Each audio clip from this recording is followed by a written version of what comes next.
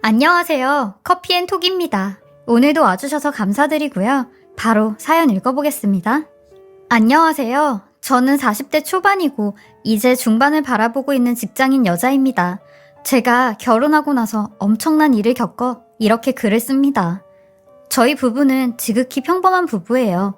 보통의 사람들처럼 평범한 직업을 갖고 있고 딱 월급쟁이로 적당한 월급을 받고 있어요. 집안 형편도 서로 비슷해서 결혼할 때 큰 문제 없이 결혼했습니다. 다만 남편의 집안 환경이 저랑 조금 다른데요. 남편은 외동이고 평생을 시아버지랑 둘이 살았어요. 왜냐면 시어머니께서 남편이랑 시아버님을 버리고 도망을 가셨대요. 가난하고 구질구질한 삶이 싫다면서요. 시부모님이 남편을 18살에 어린 나이로 낳으셨는데 남편 얘기를 들어보면 본인 엄마는 평생을 엄마 역할을 한 적이 없대요.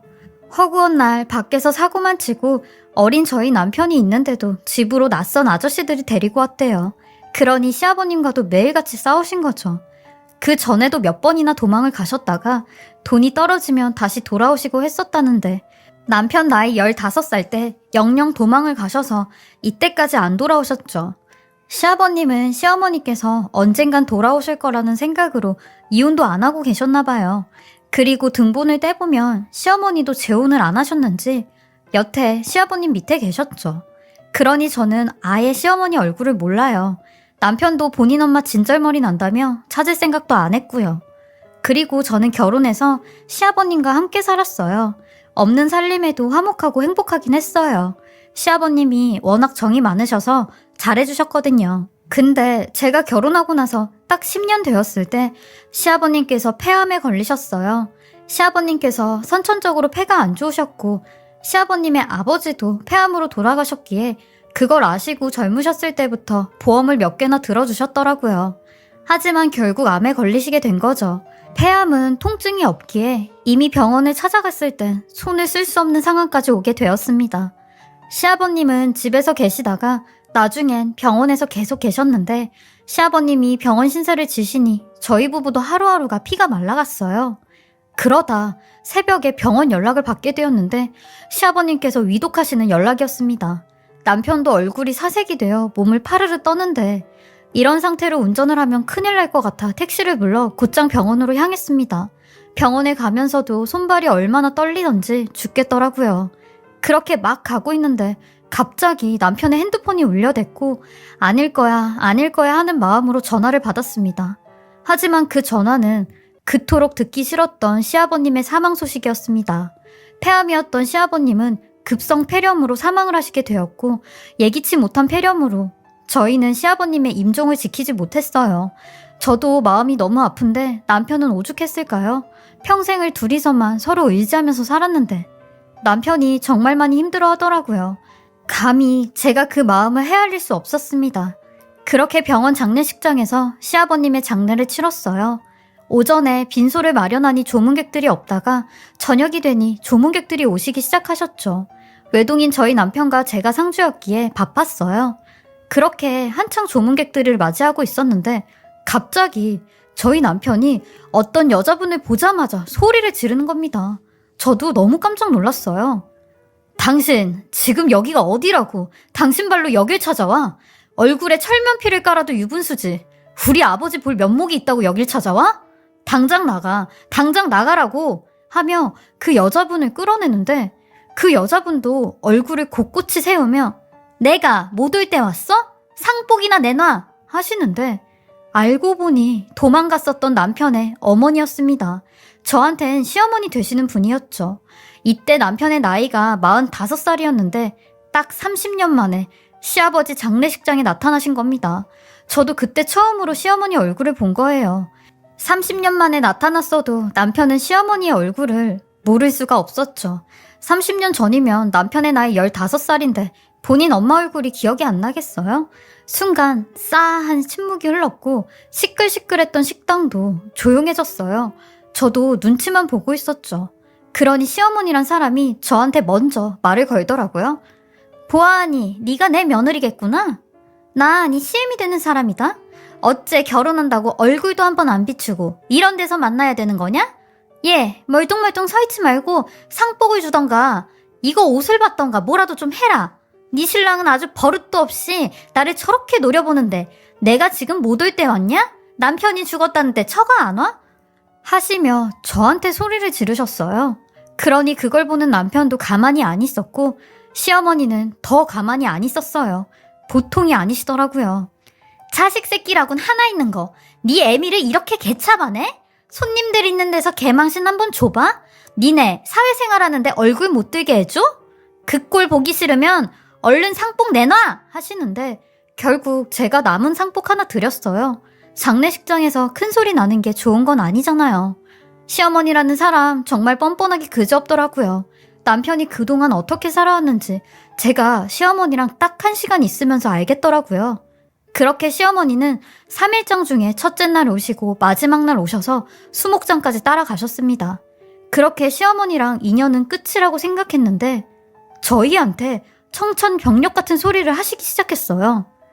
사실 니네한테 말 안 한 게 하나 있는데 나 네 아버지 암 걸린 거 알고 있었단다? 박씨 아저씨한테 들었었어. 여기서 박씨 아저씨는 시아버님의 친구분이며 시어머니를 소개시켜 주신 분이세요. 그래서 서로 다 아는 사이였죠. 그래서 네 아버지 병원에 있다는 소리 듣고 내가 몇 번이나 병원에 가서 병간호하고 그랬었다? 일부러 너한테는 얘기하지 말라고 내가 네 아버지한테 신신당부한 거고 여기 증거사진도 있으니까 봐라 하시는데 정말로 시아버님이랑 같이 찍은 사진이 대여섯 장 정도 있었어요. 남편도 뭐지? 하는 눈치였죠. 근데 그것도 잠시 시어머니는 그 검은 속내를 드러내기 시작했어요. 그래서 그런데 네 아버지 이름 앞으로 안보험금 몇 개 들어둔 거 나도 다 알고 있다. 내가 그것 좀 알아봤는데 네 아버지랑 나랑 이혼은 안 했잖니? 그래서 나도 상속받을 수 있다고. 나도 상속인이라고 하더라. 그러니까 잔머리 쓰지 말고 안보험금 나오면 내 목 60% 내놔. 법이 그러라고 했으니까 법대로 해야지. 내가 이럴 줄 알았어. 당신 진짜 사람 맞아? 30년 동안 자식 버리고 남편 버리고 도망가 놓고 뭐? 이제 와서 아내라고 보험금을 달라고? 내 아버지 목숨값을 달라고? 당신은 하늘이 무섭지도 않아? 나는 절대 못 줘. 아니, 그 돈을 왜 당신한테 줘야 돼? 이 버러지 같은 인간아. 뭐? 버러지? 하시며 남편의 얼굴을 쳤고 아휴, 내가 이딴 놈 낳고 미역국을 먹었으니 등신이 따로 없네. 네가 돈 못 준다고 발악해도 법이 그렇다는데 법이 주라는데 어쩔 거야? 당신이 언제부터 그렇게 법 따지면서 올바르게 살았어? 자식 남편 다 버리고 갔으면서 우리한테 해준 게 뭐가 있다고 이제 와서 아버지 돈을 탐내? 당신이 그런다고 내가 겁낼 줄 알아? 나도 가만히 안 있지. 나도 소송 걸 거야. 이 무식한 놈아, 네가 암만 소송 걸어도 계란으로 바위치기라니까. 내가 변호사 데리고 네 앞에 다시 올 테니까 그렇게 알고 있어. 하시는데 듣자 하니 저도 너무 화가 나 한마디 했어요. 저기요, 법이 그렇다고 해도 사람이 양심이 있어야죠. 저도 아이 키우는 엄마예요. 저는요, 애들 버리고 가라고 해도 한 발자국도 발이 안 떨어질 것 같아요. 근데 그쪽은 버렸잖아요. 그럼 최소한 다시 돌아오지 말아야죠. 근데 그 돈이 그렇게 탐이 나서 다시 오셨어요? 무슨 낯짝으로 와서 돈을 달라고 하세요? 당신은 두 사람한테 미안함도 가책도 안 느껴지세요? 야, 그래서 내가 니들 대신 몇 번씩 병간호하러 다녔잖아. 그러는 니들은 니 아버지한테 뭘 했어? 병간호 한번 제대로 한 적 있어? 이것들이 아주 쌍으로 뭐 하는 거야? 니들은 천륜도 없어? 그리고 너는 니네 엄마한테도 말을 이따위로 하니? 며느리라는 것도 똑같네, 똑같아. 병간호를 제대로 했냐고요? 결혼해서 이날이 때까지 이 사람이 아버지 모시고 살았어. 아버지 아프셨을 때도 병수발 다 들고 힘든 거 더러운 거 다 치우면서 살았다고. 당신이 무슨 자격으로 이 사람을 판단해? 당신이야말로 그 보험금이 탐이 나서 아버지 병수발 했겠지. 어디서 어줍지도 않은 사진 몇 장 보여주면서 증거라고 하고 있어. 내가 당신 가만 안 둘 거야. 했고 시어머니도 나도 니네 가만 안 둔다면서 씩씩대고 가셨어요. 그로부터 딱 3일 후 시어머니는 정말 변호사를 대동해 저희를 찾아왔고 그 변호사는 상속법과 법정 상속분을 운운하며 배우자인 시어머니한테 시아버님의 유산의 1.5 지분을 지급하라고 했어요. 시아버님께서 갖고 계신 유산은 아무것도 없고 암보험금 뿐이니 보험금의 60%를 시어머니한테 줘야 되는 상황이었고 저희가 법적으로 할 수 있는 게 아무것도 없었습니다. 정말 불리하고 억울하지만 얄짤없이 보험금의 60%를 시어머니한테 지급해야 되는 상황이었어요. 저희도 나름 변호사를 알아봐서 상담해봤는데 이건 무조건 줘야 된대요. 분해도 시어머니 말대로 정말 법이 그랬거든요. 이런 법을 시어머니는 악용한 거고요. 그렇게 시아버님의 보험금 심사가 끝이 나고 보험금이 지급이 되었어요.